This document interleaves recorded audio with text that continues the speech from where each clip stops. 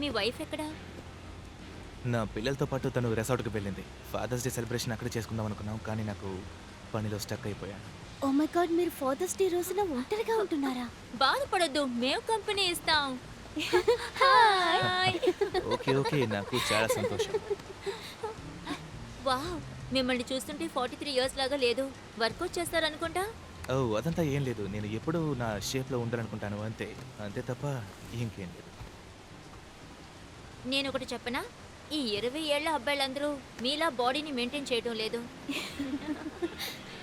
అవును, నిజంగానే చెప్తున్నా. అవును, తను అబద్ధం చెప్పడం లేదు. మీరంతా సూపర్‌గా ఉన్నారు. ఇప్పుడే గుర్తుకొస్తుంది. నేను ఎవరైనా మోడల్ తోటి ఒకటిగా ఉన్నప్పుడు, అంటే సెక్స్ చేసేటప్పుడు అద్దంలో చూసుకోవాలనుకుంటాను.